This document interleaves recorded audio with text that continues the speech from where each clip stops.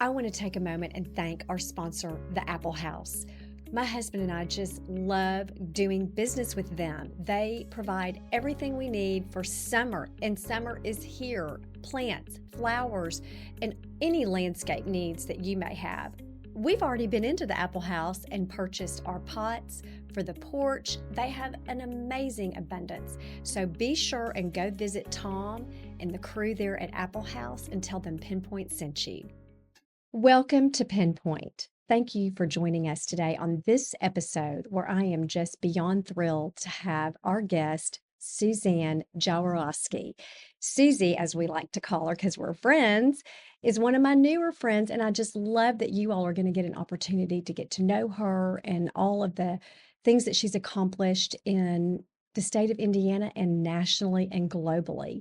And we're going to talk about a subject that is really intriguing to me, and just our natural resources, what God has given us and how we can be a steward of that, and how Suzie has really just elevated in her career in a way that she may not have planned, but God had a plan and he's using her. So I want to just dive in and introduce you to my friend Suzie. So thank you for being here today. Thank you, Libby. It's a pleasure to be here. I really appreciate it. Oh, good. Well, okay. I want to just ask you straight up. You are the Secretary of Energy and Natural Resources for the state of Indiana. I mean, this is a big deal.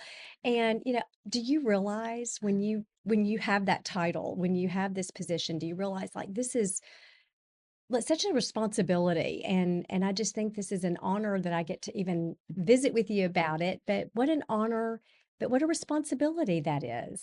Well, thank you so much, and I do realize the responsibility, and I will tell you that, uh, as you said in the introduction, my path was not at all what I could have ever dreamed up in my lifetime, and I know that God guided me along to different points in the way.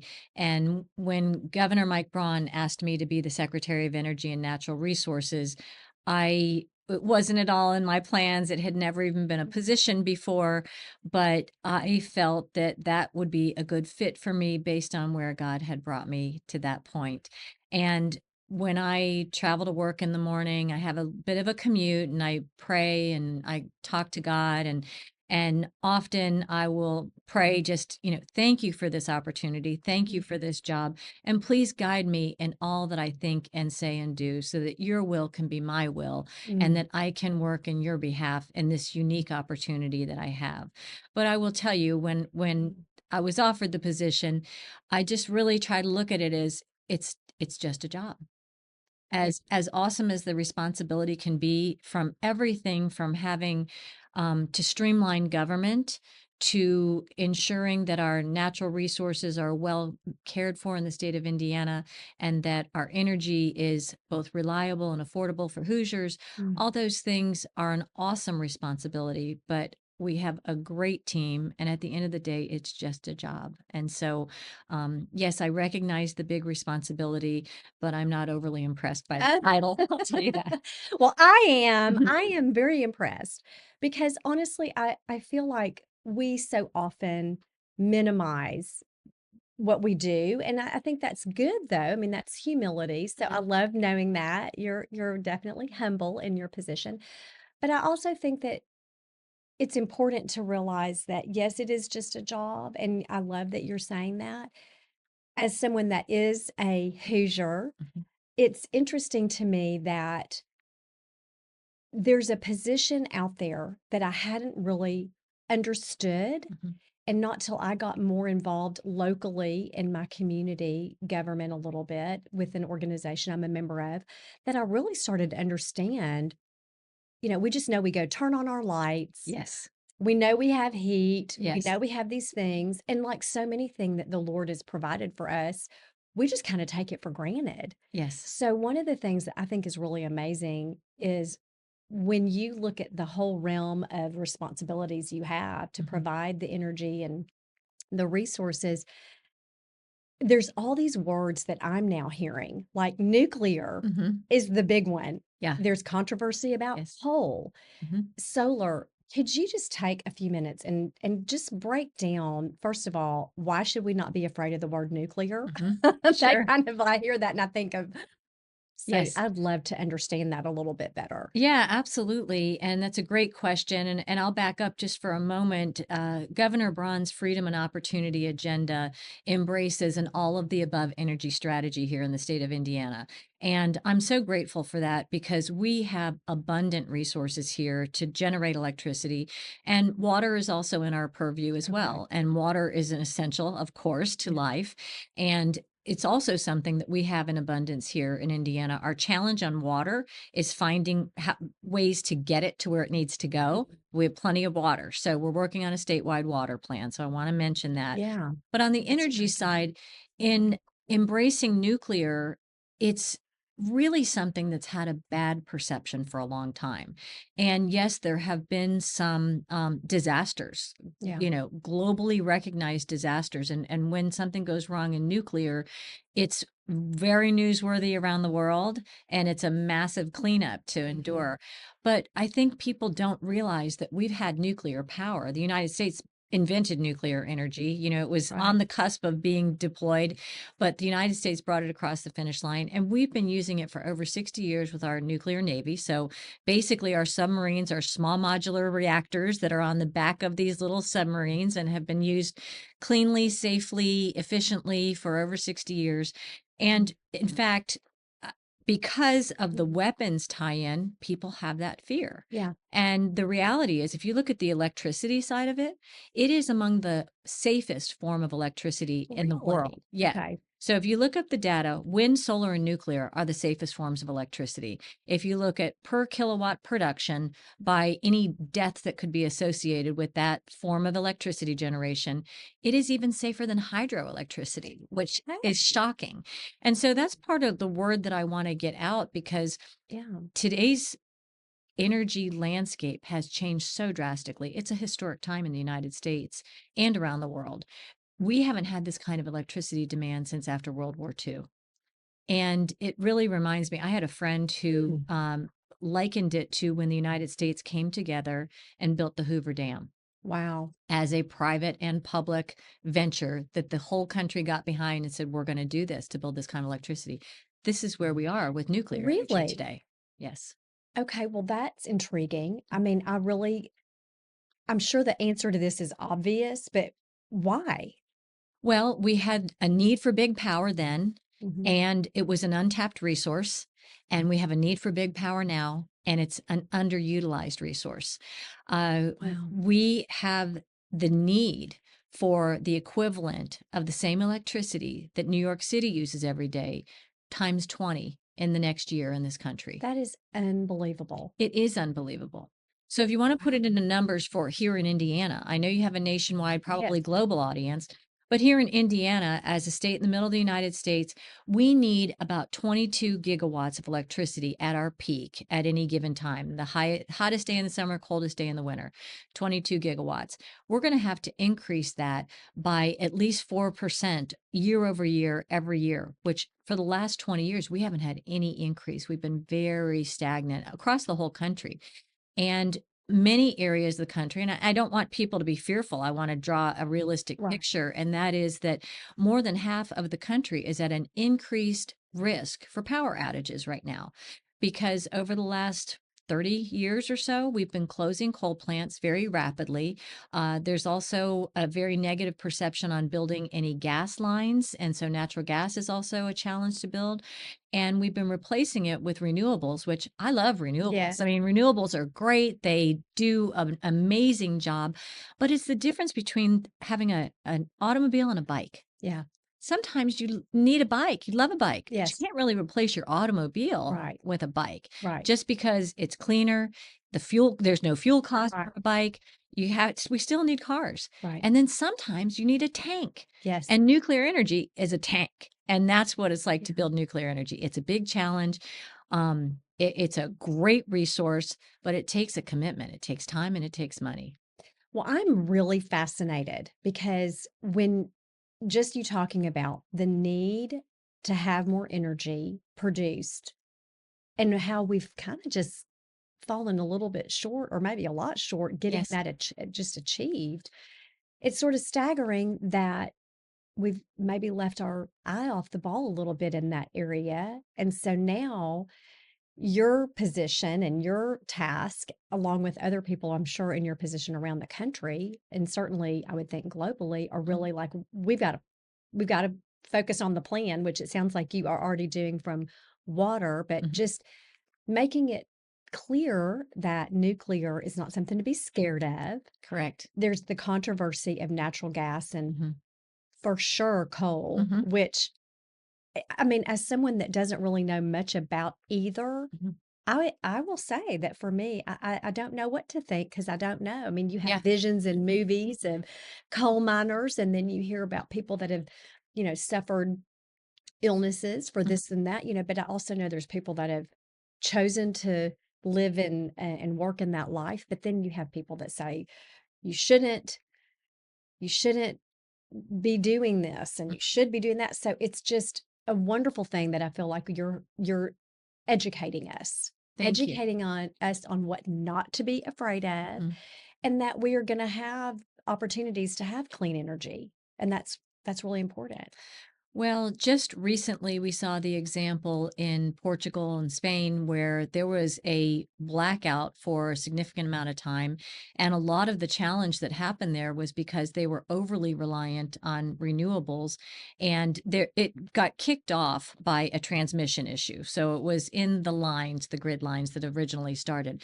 But you really have to have always available, dispatchable, which means when I turn the dial up, we've got the electricity, energy, and at a high capacity. And so that means that, more than 50% of the time that resource is available. Unfortunately, a challenge with renewables is that usually those are only available way less than 20% of the time. If the wind's not blowing and the sun's not Right. shining, you have to have either nuclear, natural gas, or coal behind it. Or if you're blessed in an area that has hydropower, that's great. A new area of endeavor is geothermal. We're very open to that in Indiana. We have great opportunity for biofuels here in Indiana. So we truly embrace the all of the above. But going back to the coal issue, Mhm. the reality is burning coal first of all, we've made huge strides on our emissions in the United States. In Indiana alone, we've lowered our emissions in the last 20 years by more than 60%. That's amazing. That's huge. We have a better environmental track record for our lowering of emissions than California.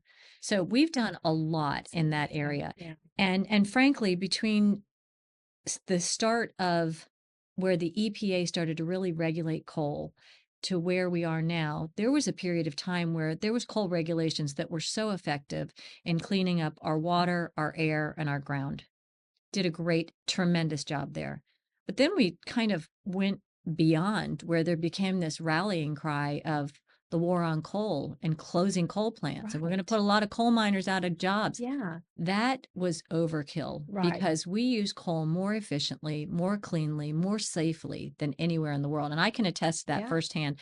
I worked for a company that developed coal and natural gas for 6 years here in Indiana. Okay. And my job was a really fun job. I did communications and government affairs. And so I used to take lawmakers and leaders from around the state into the underground coal mine. Oh, how fabulous. Yep. And it was an amazing learning I experience. bet it was. And you could see the safety measures that were in place and the challenges that the coal miners have to face every day, the culture of the coal miners. I mean, they love their jobs, they love what they're doing. Mhm. And even though we've lessened our reliance on coal, I don't believe we can walk away from coal completely, especially over the next 10 years. And so, what we're doing in Indiana is asking our coal generating plants to stay open. All of our coal plants are scheduled to close down in the next 10 to 15 Really? years. Okay. So we're asking them, can you give us another maybe 5 to 10 years while we build more gas, while we build out nuclear, while we further develop geothermal, biofuels, whatever it is that's going to fill that gap? We have got to have that dispatchable, reliable electricity because we're putting ourselves in jeopardy. It may have seemed Yeah. like a good idea to close coal plants and replace it with renewable when we didn't have any demand increase. But now when we're looking at supplying 20 more New York cities across the country, Well, that's not realistic. it's just not It's realistic. not realistic, and frankly, it sounds like if you need to not put the cart before the horse, Correct. because when you look at this change and I mean, neither you or myself were involved in that change, but when Right. that change happened, sometimes you got to look ahead Hmm. and walk it through. Yep. Okay, this will happen, then this will happen. And so Hmm. if you're not really thoughtful about that or thinking those things through, that's very impactful and not the best way. It is, and I can tell you the industry, a lot of the industry could see that coming by the lessening of the ability to have that always on baseload electricity source. Right. But what nobody could see, to be really fair, nobody could see this surge in demand that we have in the United Is States. that just because we're more populated, more cars? I mean, that, like I said, again, that might be just before when I said this is probably very obvious, but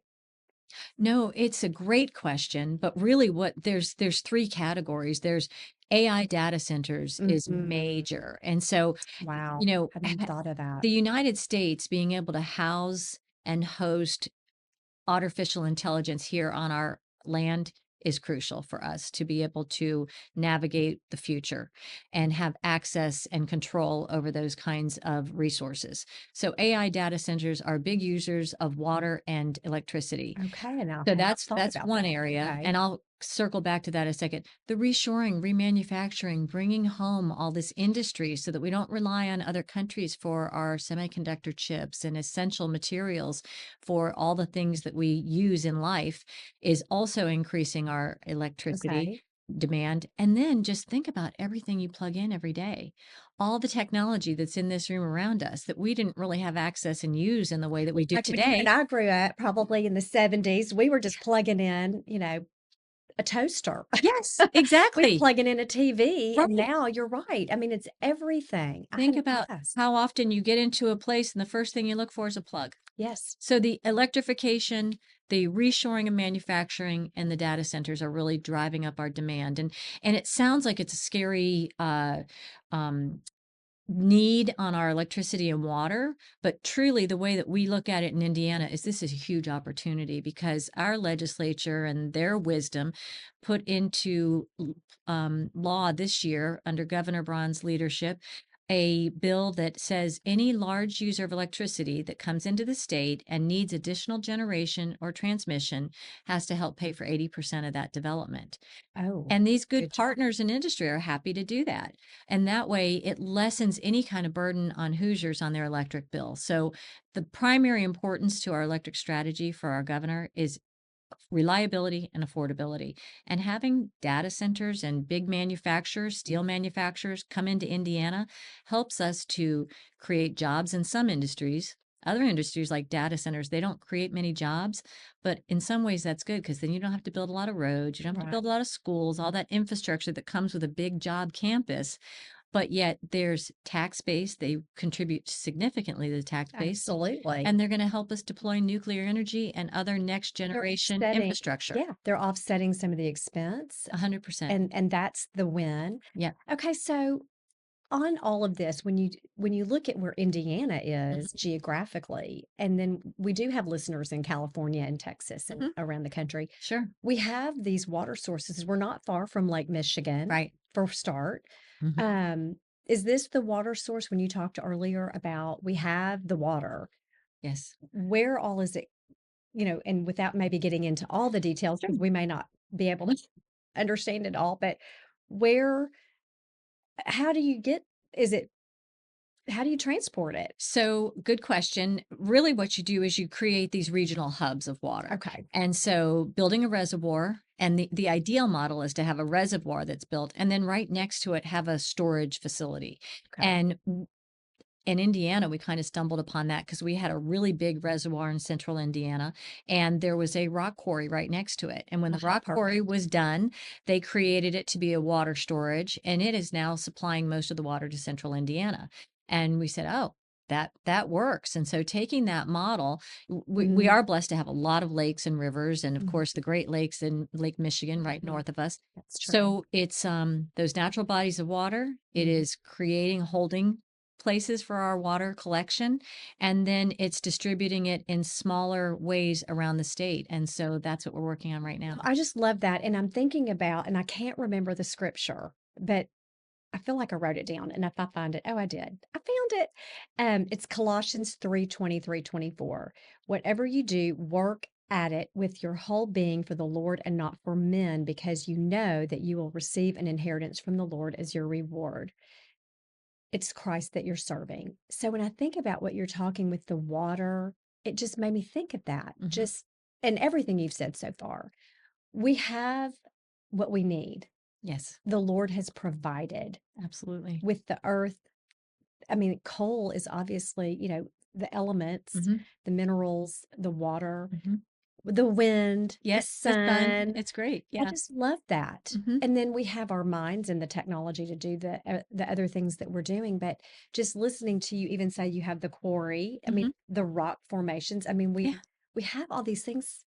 So we're being, a really good steward of these things, I love which is that the you hope. said that. I really hadn't connected those dots so specifically like that, but you're absolutely right. We have valuable, precious natural resources here, and being a good steward of it is really the goal. It is the goal. Okay, so I love that I've gotten some education here. I'm a learner. I love to learn, so bring it on. That said, I want to go back a little bit. Mhm. You mentioned earlier in our conversation that you had not planned. This was not your plan. This was obviously the Lord's plan for you to be in this position. Yes. Where did you start? What was your plan when you went to college and graduated? Where were you seeing yourself? Well, I expected to have a career in communications, advertising, that kind of. I really liked market research and things like that, and so I did that for ad agencies for a long time, but it was really out of a time of struggle and challenge that kind of changed my whole trajectory in life. And that was, I had been working for the company that developed the coal mines Okay. and the gas, and there was definitely a war on coal at that time, and they were laying off coal miners week after week. And really, my job doing communications and government affairs and things like that was really an overhead kind of position. And they couldn't justify laying off all these Right. hardworking coal miners and keeping a job like a public relations type of job. And so I knew my job was in jeopardy. My husband's job, he had also been laid off from a higher education. And this was during the Obama administration, where there was really, in my opinion, a lot of federal regulatory overreach. So into his industry, into my industry. And we both felt it up close and personal. We Mm. both lost work because of it. And at that time, two of our four children were very ill, and over the course of 2 years had had 6 surgeries. Oh dear. That's very taxing. Yeah, it was horrendous. I mean, and I prayed all the time, I'm sure you continuously, did. reached out to the Lord, and had both the concern, the grave concern of what was going to happen to our family, but also a grace and comfort that we were going to come through it with the Mhm. help of Jesus. And so that is what I think carried our whole family through a very difficult time. And during that time, um, I had been very involved in politics, and someone asked me if I would consider running the Trump campaign in 2016 for the state of Indiana. And it was a hard question because I wasn't, I had worked for Carly Fiorina Okay. for president as a volunteer, and she was my candidate. And then she dropped out. And so I wasn't quite sure who I was going to support. But I prayed about it a lot, gave it serious consideration, and it really came to me that the three things that were most important were the economy, national security, and the Supreme Court, and the things that the Supreme Court upholds. And so I knew where Donald Trump stood on those things, and I thought, gee, he really, truly is the strongest. And this was early on in 2016, and so I started running the primary campaign, and I had a lot of friends saying, "What are you doing? This is going to follow your whole life. Don't do this." They weren't sure that he was quite a serious candidate at the Yeah. time. And I felt like I had nothing to lose. Yeah. And so there were so many, I'll say, miraculous kinds of incidents that happened as I was running that campaign that made me realize that I was really on the right path. And Isn't then that neat it when was amazing. you get the confirmation, Yes, when you take the step, the unpopular it step, was very the step unpopular. against what your friends and family Hmm. sometimes are saying, "Don't do this." I've Yes, experienced that myself in life, yes. where everyone around me is saying, "Do this," Hmm. but in your spirit, Yes. this voice, the Lord is saying, "I want you to take that step." So by you taking Yeah. that step, it took you It changed my whole next. life. Yeah, it changed your whole It life. really did. So after the Trump-Pence campaign, they won November of 2016. I was asked to be a presidential appointee at the U.S. Department of Energy, and I ended up. I had always admired nuclear energy and hadn't worked there much. Hadn't been primarily involved there. So I worked in kind of an administrative capacity. I was chief of staff in the Office of Nuclear Energy. Mhm. And so you didn't have to be a nuclear engineer to do that job. Praise the Lord, Yes, because that but would be a it heavy burden, I turned would out think. great because my background was communications, and my boss was Rick Perry. He was the Secretary of Energy. And as a former Texan, Yes, I know. I you know was in him. Dallas 22 years, so Yes, he's a definitely. star. Yes. He was an amazing leader, and I still look at him as a model of how to lead and how to be a human being and a boss at the same time. Mm, But he said, you know, Susie, nuclear has an image problem and we need to make nuclear cool again. So uh, this is 2017. He said, can you help us make nuclear cool again? And I thought, that's why God has me here. Like, yeah. I have a background in communications, so many engineers working in this field, and that's often not their strong suit. And Mhm. so we did a lot of education and outreach about the true benefits, challenges, everything that has to do with nuclear. And Mm, you know, it was just an amazing thing, and it love that. helps me today that I know I have to make time and prioritize education and outreach on nuclear, but also on all our energy sources and about the reality of where we are as a country and our need to develop energy. And so, Absolutely. Well, and that's just that underscores really what you said earlier. And even where I asked earlier, it's just like we need to be educated because the word nuclear or the word coal, and a lot of times it's unfairly presented to us yeah. through narratives that aren't the whole story Hmm. or even the truth. Hmm. So, other than doing my podcast, for example, or a news spot, I mean, how do you do that? That seems like quite an undertaking It is. It is. to shift a Hmm. big word, a Hmm. couple of big words. Yeah. Well, when I was at Department of Energy, we really focused on very key constituencies that we thought could influence the culture by spreading information, content. And so one of the things we did was reached out to young people, and we created what we called a Millennial Nuclear Caucus. I And love that we went idea. all over the country and really all over the world, holding events that were in fun, interesting places. Sometimes it was in a pub kind of atmosphere Right. after work and inviting people to come to a happy hour and have speakers on the topic. Sometimes it was at universities. Sometimes it was at corporate campuses. And we Mm, would have these events. We'd invite young people to come, make it a lot of fun, and then have the experts there to answer questions about nuclear waste, the safety case, what the technology is like, what the jobs are like, what the economic mhm. impact is for a state, those kinds of questions, and just start a conversation. And so we did that outreach with young people. We had a really robust social media campaign that was not just a bunch of facts and figures, but rather reaching out. I had an amazing team of communicators reaching out with things like messaging on social media. The 5 things the Simpsons got wrong about nuclear. You know, a lot of us have a perception about nuclear based on our experience with that cartoon. Yeah. And so it was relating to people in regular speak, in their own conversation, in relevant ways. And then we also had Atomic Wing Wednesdays on Capitol Hill. Once a month on a Wednesday, we'd have hot wings brought in to a meeting room on Capitol Hill. We'd invite lawmakers to come and their staff. That is clever. And again, we had real life people there having a conversation, answering That's questions. so clever. And so it was that kind of just Yeah. outreach. And so now we're trying to do that on the state level in Indiana. And so in July this year, we're having a nuclear energy forum hosted by the Indianapolis Business Journal, and that's July 22nd in Indianapolis. And it's really kind of an open house for all the local leaders from around the state to come and learn and ask their questions about the good and bad, the ugly, about nuclear, and We can coming just to have them listen Indiana. to this podcast. They would There, really there you they would go. learn a lot. Yeah.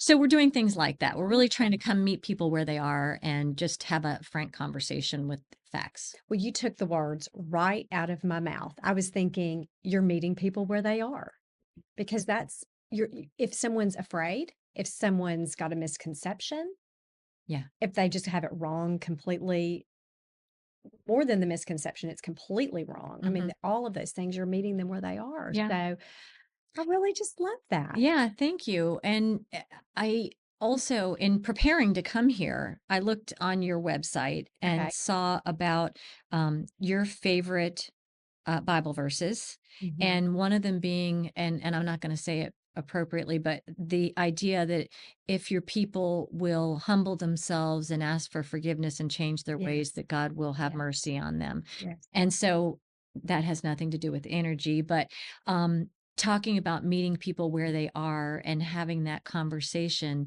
you know, thinking about our culture in general, because it may be a conversation about energy, or it may be a conversation about DEI, or it Yes. may be a conversation about gender or something Mhm. like that.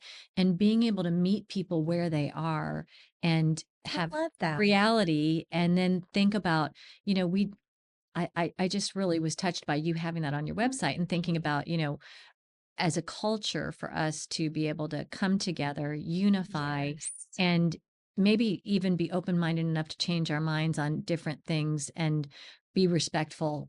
It's just something we kind of Um, need in our culture I today. agree. And to your point, to piggyback, we're commanded to love our neighbor. Hmm. That's what we're commanded to do and love God. Yep. So everything we do, if we focus in whatever we're doing, Hmm. professionally, personally, Hmm. then we're going to be on the right side of things. Absolutely. And that's the Amen. goal. That's Yeah. the goal. Well, thank you so much for doing this podcast with me. I've just really thoroughly enjoyed this so very much. And I close each episode with a pearl of wisdom. And today I'm battling in my mind between a couple of scriptures. So I think I'm just going to share both that I just love. And I think they're just so relevant. One is Psalm 32:8. And I'm going to read it because I don't want to misspeak it. But Psalm 32:8 is one of my favorites. I will instruct you and teach you in the way you should go. I will counsel you with my loving eye on you. And the other one is so well known as well, Jeremiah 29:11. For I know the plans I have for you, declares the Lord, plans to prosper you and not to harm you, plans to give you a hope and a future. And I just think these are just so perfect with the conversation I've had today with Susie because she trusted the Lord for his plans. And when everyone else around you is telling you to do something potentially different, if we go to the word, it does not come back void. It's still alive. And this is where we have the opportunity also to continue to pray and ask the Lord to instruct us as his word says, and he will. So I leave you with that. And I thank you for joining us. And we'll see you next time on Pinpoint.